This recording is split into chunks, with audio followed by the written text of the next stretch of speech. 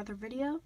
Today I'll be reviewing the Joker's Notorious Lowrider with 433 pieces and a suggested retail price of about $50 US. Let's get into it. Okay everyone, let's take a look at the first of 3 different minifigures. This first one is of course the Joker. Now, take him off the octopus arm and take a look at him. So first off, you can see that he has a small amount of leg printing, though no side leg printing, unfortunately, though it is accurate to the actual movie character. Now up here he has a vest and he has arm printing, which is definitely a plus for the figure. And they also have one of each suit, so it isn't just like the same printing on each side. Now on the back, it's just the back of the vest, but it's still a very intricate design, and you can see on there that they have all those little dots and stuff, so that's definitely very good. Now up here you can see it's a standard hairpiece and a standard facial expression. Let's take a look at the alternative expression. Here's the alternative expression. He looks a lot more confident than in the last one, where he looked pretty nervous. Alright, now next is Batgirl. Now if we take off the mask, we can see the full extent of the printing. Now first, the torso printing, they do use that silver metallic paint for a little bit, which is a plus to the minifigure.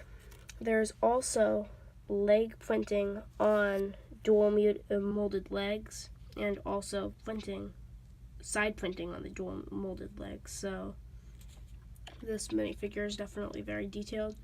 It comes with 2 batarangs, the normal, your normal bat utility belt piece, and then there's just kind of like standard back printing, and which they actually decided to put under the cape, which is definitely something that they didn't have to do.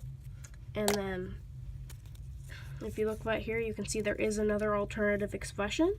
And next is definitely the star minifigure of the set, the Harley Quinn. Now just to get a look, you can see that there is a lot of leg printing along with side leg printing. There is also just your arm printing and the standard front and back torso prints.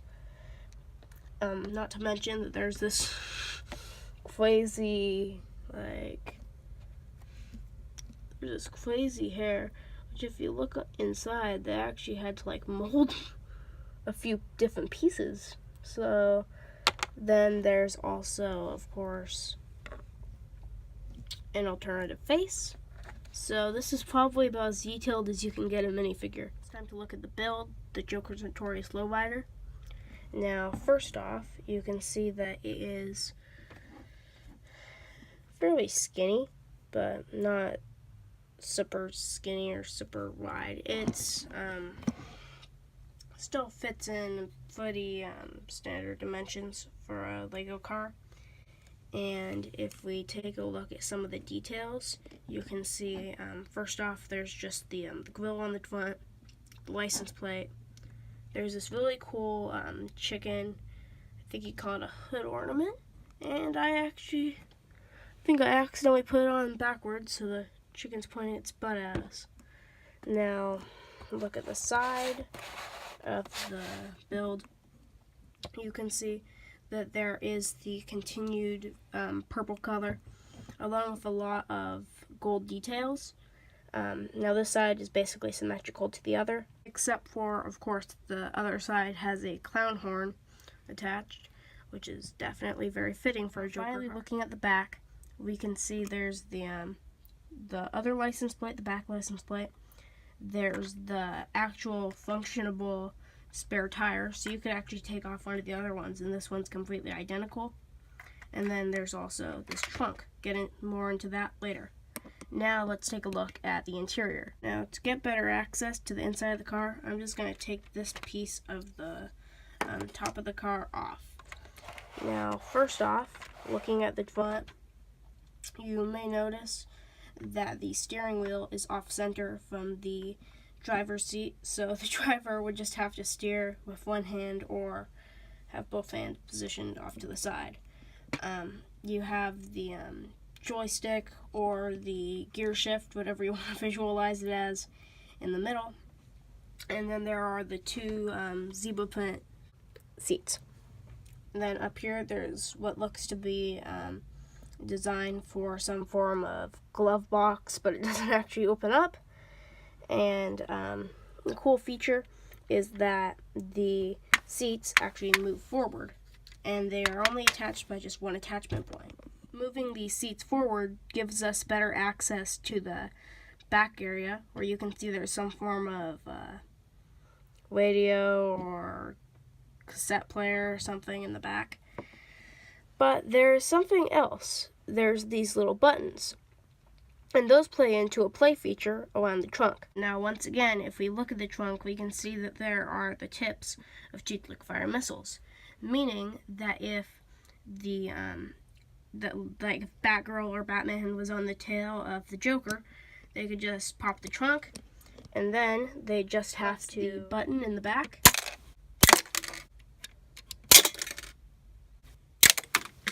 Finally, let's take a look at the actual mechanism of the car. Now, it has this little axle, kind of like this thing, where it has the ability to go up or come down. And then because they add these rubber bands on here, it constantly wants to be all the way down, basically just lifting up the car. But if you want, you can put it all the way down. You can have just one side down, the other side up. Or you could just have one side down, so that looks kind of like it's turning, or just like it looks weird. And overall, this definitely adds a good posability to the model. And it also does add some pretty cool playabilities. Overall, I think this set was very good. It's time to weight it using my new weighting system I'll be using for all my reviews for the future, until maybe eventually I'll change my weighting system. Now, right now, a 1 is it was terrible. A 2 is it's okay. A 3 is it was pretty good but could be improved. A 4 is very good. And a 5 is very hard to attain. It's like perfect. I'd probably give this somewhere between a 3 and a 4. I do think it was a very good set, but for the price, I think you should have at least gotten like a Batgirl motorcycle. I mean, the pieces are definitely there. You are having 433 pieces, which usually is about 40 to 50 bucks. So I do understand where Lego's coming from when pricing this, but yeah, let's just say that it is a 4 on my rating scale. Now, if you like my content, be sure to leave a like and subscribe. And check out my friend's channel, BIGDEAL Productions, where he's doing lots of gaming videos, like doing Is It Possible challenges on Mario Odyssey, and also doing some DS playthroughs. So definitely be sure to check him out if you're interested. He also does a few Lego reviews. I'll leave a link to his channel in the description. Now, until next time, goodbye.